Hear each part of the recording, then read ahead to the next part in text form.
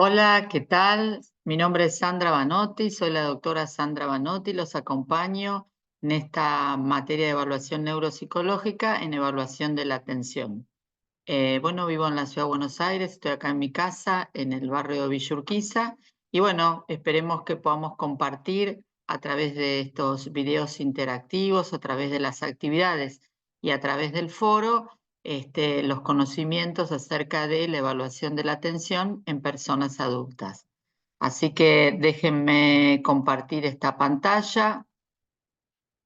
Vamos por acá. Bien. Bueno, como sabemos, del 12 al 19 de abril vamos a estar trabajando juntos en evaluación de la atención. Yo soy docente en la Facultad de Psicología, en la práctica profesional 703, que es una práctica profesional de grado. Asimismo, también soy docente de la Universidad Nacional de Lomas de Zamora y trabajo bueno, y en la Facultad de Psicología. También estoy a cargo de un proyecto UASIT, que trabajamos acerca de las cuestiones cognitivas y laborales en personas con esclerosis múltiple, y también trabajamos en proyectos de extensión junto a la Asociación de Esclerosis Múltiple Argentina desde hace varios años. Además, del punto de vista clínico, trabajo en el Instituto INERE, en INERE Retiro, y también soy coordinadora del Instituto INERE de Martínez, el Instituto de Neurorehabilitación.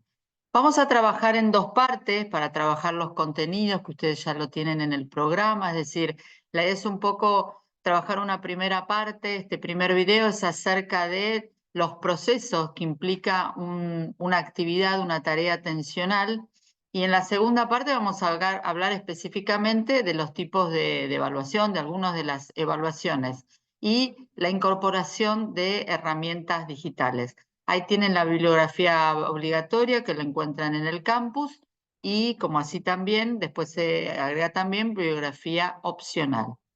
Todos sabemos que para evaluar la atención uno tiene que pensar en los mecanismos, ¿no? ¿Qué es la atención? Fíjense cómo dice ahí: mecanismos que ponen en marcha muchos procesos y operaciones para los cuales somos más receptivos para los sucesos del ambiente y prestar atención a los sucesos del ambiente y tener una gran cantidad, por la realización de gran cantidad de tareas. Entonces, lo que para mí es importante es que, más allá de las pruebas, Tremaking-A, Span Directo, búsqueda de símbolos, ustedes puedan entender en esta clase, que puedan entender qué implica reconocer un símbolo, qué implica repetir unos dígitos, ¿sí? Porque esto es lo que también nos lleva a nuestra práctica de la interpretación de los test, como así también de los procesos de rehabilitación cognitiva.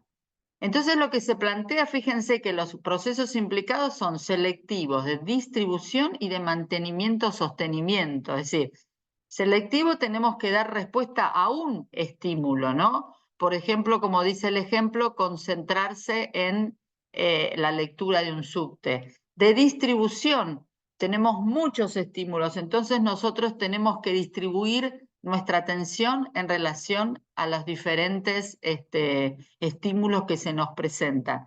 Pero a su vez tenemos que sostener, concentrarnos una tarea por periodos largos de tiempo, como lo que ustedes están haciendo ahora para escuchar esta clase, ¿no? O como dice, hay un controlador aéreo.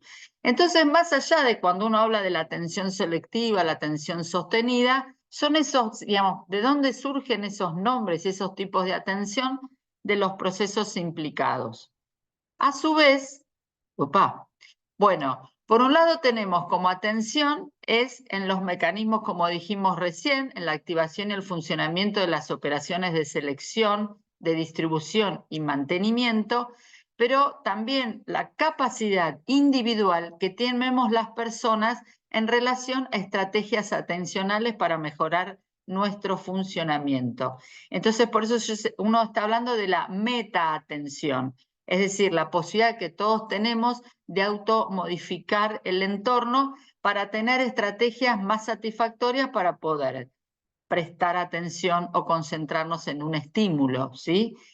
sigamos pensando en esto. Esas dos dimensiones para atender la atención, entonces, por un lado son mecanismos activos de operaciones y procesos y también la habilidad, la habilidad para componer una serie de estrategias encaminadas a optimizar el uso de esos procesos. ¿Cómo se manifiesta la atención? Por un lado, por la actividad fisiológica, ¿sí? Fíjense cómo dice ahí, internas y externas, ¿sí? Por ejemplo, frente a una situación fisiológica, atencional, nosotros tenemos sudoración o diferentes actitudes. Esto es interesante porque esto se trabaja mucho en investigación básica, por eso hablamos que la evaluación de la atención no es solamente una cuestión de evaluación clínica. También externas, ¿no? Como movimientos sacádicos que se dan frente, por ejemplo, a los giros de la cabeza. Y también, por supuesto, una actividad cognitiva, que es lo que nos compete más especialmente en esta clase. ¿Sí? Nosotros vamos a trabajar sobre tareas, ¿sí? Vamos a tratar de esas tareas, medir esa actividad cognitiva, considerado desde el punto de vista cognitivo como un rendimiento o como un producto.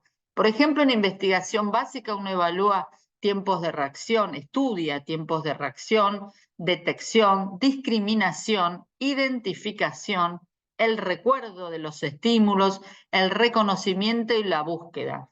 Y la investigación aplicada se da a través de pruebas o test psicológicos. Es interesante pensar que lo vamos a ver casi en el final de la segunda clase, es que cuando uno actualmente en estos nuevos años de la importancia de las evaluaciones digitales y todo lo que es la virtualidad, a partir especialmente de la pandemia del COVID, muchas de las pruebas, digamos, consideran y evalúan lo que antes pensábamos que era la investigación básica. Sí, lo vamos a ver un poquito más adelante, pero para que empecemos a hacer una relación entre investigación básica y aplicada, pero cuando en estos momentos estamos hablando muchas veces de las evaluaciones virtuales, la tecnología nos permite, tal vez mejor, especialmente, por ejemplo, evaluar los tiempos de reacción y esto va a ser en la implicancia clínica. ¿Cómo se evalúa? ¿Por qué pensamos o cómo agrupamos o clasificamos cuando hacemos la evaluación de la atención? Nos podemos preguntar, ¿lo hacemos por diagnósticos definidos? Es decir, yo tengo una persona que tuvo un accidente cerebrovascular y voy a evaluar la atención de acuerdo a el perfil ya estudiado de los accidentes cerebrovasculares. Por perfiles neuropsicológicos, como uno podría hablar de cortical o subcortical. Por modelos teóricos o por contar también con validaciones nacionales. Es decir, cuando uno está pensando en la evaluación de la atención, hay diferentes variables que se ponen en juego. Y la última, como dije ahí, validaciones nacionales, es muy importante, porque no todos los test están validados en nuestro país. Tal vez lo quisiéramos tomar, pero desafortunadamente no tenemos baremos nacionales. Otro de los puntos importantes es considerar los síntomas comórbidos como el estrés, como la fatiga, ¿sí? Que esto lo vimos y ustedes lo habrán visto en otras materias o en otras áreas, en otros ámbitos, podemos decir. Sí lo vemos cuando hablamos de neuropsicología más detalladamente, pero hay factores comórbidos que claramente alteran la evaluación de la atención. Con esto quiero decir que nosotros tenemos que considerar al evaluar al paciente también estos síntomas comórbidos. En general, las disfunciones atencionales se dan en prácticamente todas las patologías del adulto de causa neurológica y o psiquiátrica, como traumatismo encefalocranianos, accidentes cerebrovasculares, miren, procesos neuroinfecciosos, demencias subcorticales, epilepsias, esclerosis múltiple, trastornos evolutivos de la atención, heminegligencia, pero también fíjense en la melancolía, en trastornos maníacos, en síndromes paranoides, en depresión y en ansiedad. Sería interesante que si ustedes están trabajando o han evaluado pacientes con algunas de estas patologías, lo puedan comentar en el foro, así podemos entablar, digamos, una discusión acerca de lo que ustedes han evaluado o lo que ustedes perciben en relación a la evaluación de la atención. La terminología más básica, podríamos decir, de acuerdo a las diferentes agrupaciones o clasificaciones, es como ya lo sabemos, no compete a esta clase, sino compete a la de neuropsicología de la atención, pero un poco para entender los test y para los ejercicios que vamos a hacer. Sabemos que la terminología básica siempre hablamos de una atención selectiva desde el punto de vista cognitivo, ¿no? Que nos permite, permite la atención selectiva filtrar la información relevante, priorizarla frente a la irrelevante o distractora que debe ignorarse. Y comprende la capacidad para estímulos específicos, habilidad para focalizar y alternar entre los estímulos. La dividida son operaciones que nos permiten repartir la capacidad o los recursos de los procesamientos entre dos o más actividades. Y la sostenida es poder sostener el foco atencional más allá, como se dice, de la distractibilidad y del aburrimiento, ¿no? Esto lo tienen en la bibliografía por si ustedes no lo leyeron o no lo recuerdan o lo quieren actualizar. También es interesante como variable para pensar cuando uno hace la evaluación neuropsicológica de la atención, los mecanismos que se ponen en prueba. Por un lado es el famoso bottom-up o abajo-arriba y por el otro lado es el top-down o arriba-abajo. Es decir, cómo son los cambios atencionales que se producen por el estímulo o en búsqueda del estímulo. Cuando se plantea el abajo-arriba, el proceso está bajo el control de los estímulos. Es, por ejemplo, detenerse en un semáforo rojo, como dice ahí, o escucho un vidrio justo ahí de este lado, un vidrio que se rompe y yo miro. Es decir, el estímulo, lo que me hace es ir a percibir ir a ver, ir a percibir y reconocer a ese estímulo. Mientras que los procesos o cambios atencionales que se dan arriba abajo o top down es el control volitivo, diríamos, cognitivo de la persona. Por ejemplo, es una meta, como se dice ahí, es por ejemplo buscar un signo de estacionar, por ejemplo, de estacionar, no sé. En la ciudad de Buenos Aires es un cartel azul con una letra en blanco que dice E. O por ejemplo, el ejemplo es, estoy en un bosque o estoy en un árbol y estoy viendo ahí, estoy buscando un monito que hay ahí, o si no, estoy viendo un pájaro. Es decir, que los procesos atencionales, como habíamos dicho, que son selectivos, de distribución, de mantenimiento, también se rigen por el estímulo o la búsqueda del estímulo. Como dijimos también, otro de los procesos es, como dijimos, la detección, es advertir la presencia de un estímulo, esto sucede mucho en los test neuropsicológicos, identificarlos, identificar, por ejemplo, que es una letra, un grafema, cuando yo lo estoy tratándole de asignar un significado, y tengo que discriminar entre varios estímulos. Esto se trabaja mucho en lo que es la evaluación neuropsicológica y también en la rehabilitación neuropsicológica. También es importante cuando uno plantea el desplazamiento y el control atencional, es decir, la dirección del espacio es ajeno a, como dijimos recién, al control voluntario, cuando se hace, digamos, de abajo arriba, y voluntario con expectativas y metas es de arriba abajo.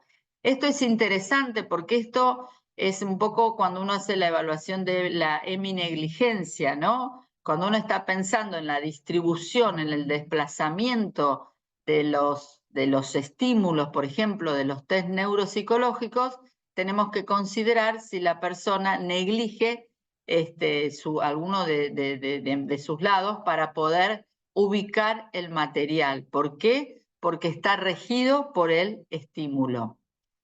También hay que considerar que en todos los test, en la atención y también en los test, por eso yo quiero hacer una relación, uno va a tener estímulos target, se diría, ¿no? Como esas T o esa U entre esas T. Es decir, es el estímulo que debe ser detectado, identificado. Fíjense cómo dice ahí, relevante, pero inhibiendo la información relevante. Pero también hay distractores que son los irrelevantes. Este es un proceso atencional que hacemos absolutamente diariamente y todo el momento. Es decir, ustedes, no sé, tal vez me están escuchando ahora y al lado tienen el celular y ven que se ilumina o vibra, ustedes tienen que ignorar ese estímulo. Esto también es interesante, que en el foro podemos compartir, por ejemplo, experiencias de ustedes, o si no han tenido contacto con pacientes, ¿dónde les parece? Por más en la vida diaria todo el tiempo estamos haciendo, ¿no les parecen situaciones que ustedes hayan vivido ustedes mismos o con pacientes de esto, de los estímulos y los distractores? Me parece que sería interesante, que lo podríamos compartir. También se da el procesamiento, es decir, la temporalidad de cómo se trata de atender a todos los estímulos. Entonces se dice que es serial y es en paralelo. Serial es fuentes de información o estímulos que se procesan uno tras otros. Eso es también llamado como el modelo de bottleneck, que es como el modelo del embudo. Y bueno, y los filtros de Broden, pero acá no podemos entrar en esta clase, eso ustedes ya lo habrán estudiado en neuropsicología, o si no lo estudiarán, o en, como dije anteriormente, en otro ámbito. Y esto es necesario para la condición de cuando realizamos la doble tarea, cuando hacemos dos tareas a la vez. Pero también, en muchas veces, los estímulos los tenemos que procesar en paralelo, es decir, se da la información no en paralelo, no que se va a hacer ese embudo de botella. Según Solver y Matir, es muy interesante, esto ustedes lo habrán estudiado en otros lados, pero es para ir pensando en los test. Fíjense que los componentes de la atención es el arousal, es decir, esta capacidad de alerta, la atención focal, la posibilidad de enfocar la atención en un estímulo visual, auditivo, táctil, la atención sostenida, como dijimos anteriormente, poder mantener la atención, la atención selectiva, que es la capacidad de focalizar, como dijimos anteriormente, en una información relevante, inhibiendo los estímulos que son irrelevantes o distractores. Y también ellos hacen una diferenciación, como otros autores, entre lo que es la atención alternante y la atención dividida. Lo que plantean las autoras es que la atención alternante es la capacidad que permite cambiar de foco de atención entre tareas que implican requerimientos cognitivos diferentes, ¿sí? Entonces controla la información que es procesada en cada momento. Mientras que la atención dividida es la capacidad de atender a dos cosas en el mismo tiempo. Es la posibilidad de distribuir simultáneamente los recursos atencionales entre esas dos tareas. Y acá nos vamos a ir deteniendo, es un poco pensar en que vamos a hacer nuestras próximas actividades o tareas, donde uno tiene que pensar en esto, en los procesos subyacentes, como dijimos anteriormente, la atención selectiva, dividida y sostenida, el procesamiento de top-down y bottom-up, la posibilidad del procesamiento de detección, identificación y discriminación, el desplazamiento y el control atencional en tipos de estímulos y en el procesamiento serial y paralelo. Esas son todas las actividades, digamos, todos esos procesos se dan en las diferentes tareas que hacemos habitualmente, lo que estoy yo haciendo ahora y lo que ustedes también están haciendo cuando estén escuchando esta clase. Y después hay diferentes pruebas, ¿no? Hay muchísimas pruebas de atención, vamos a citar las más relevantes, pero bueno, las vamos a ir viendo en el próximo video. Pero sí me parece importante esto, pensar juntos, es decir, como yo, si me han escuchado en diferentes clases, lo que digo es, no es que tenemos que agarrar un test, estudiarlo muy bien y aplicarlo. Tenemos que entender qué es lo que estamos haciendo con esos test, más allá que son test relevantes, importantes y desarrollados por personas de selectísima trayectoria. Pero lo importante es que uno pueda entender lo que está evaluando. Y esto claramente nos sirve para el proceso de la rehabilitación cognitiva. Uno de los puntos, cuando uno habla de la evaluación de la atención, puede decir, bueno, quiero el span de dígitos del WISE 4, del WISE 3, el Train Making A, etc. Pero también en el proceso de una evaluación neuropsicológica, en la entrevista, nosotros le preguntamos a las personas que acuden a la realización de la evaluación neuropsicológica qué es lo que le sucede. Entonces esto es muy importante, ¿no? Por ejemplo, acá un ejemplo entre miles de ejemplos es cuando una clienta me pide un precio, lo busco en la lista y cuando se lo voy a decir me olvido. Estos elementos nos están diciendo cuestiones de la atención y de todo el procesamiento que estuvimos viendo anteriormente. Entonces es importante porque esto es parte de la evaluación de la atención y de la evaluación neuropsicológica. Por un lado, porque nos va a orientar en la evaluación. Cuando estamos frente a un paciente nos puede decir que tiene muchos trastornos de memoria y nunca habla de la atención. Entonces, bueno, nos va orientando a ver si sucede. Y después también es interesante cuando uno evalúa al paciente, digamos, toma a consideración las quejas subjetivas y después los resultados objetivables de la evaluación neuropsicológica y tal vez puede haber una asociación o una disociación. Es decir, el paciente me puede decir, sí, me olvido, en este caso que me compete a mí la atención, sí, me distraigo mucho, no me puedo concentrar, estoy pensando en otra cosa y cuando le evalúo, digamos, cuando los resultados objetivables claramente me marcan que tiene alteración atencional. Pero muchas veces sucede en nuestros pacientes que hay una disociación, que esto creo que es lo más interesante de pensar, que el paciente lo dice que tiene mucho trastorno atencional y sin embargo cuando voy a las pruebas objetivables esto no me lo dice. Eso es una interpretación muy importante desde el punto de vista clínico, es decir, ¿qué está sucediendo con esa persona? ¿Son cuestiones emocionales? ¿Son cuestiones de negación? ¿Son cuestiones de no considerar? Por eso la queja subjetiva, que vamos a hacer un trabajo de la queja subjetiva, es pensar esto, la asociación entre la queja subjetiva, específicamente que me compete el ámbito de la atención, con los resultados objetivables. Esto también es interesante que lo podemos compartir en el foro. Bueno, vamos a seguir en otro video. Gracias.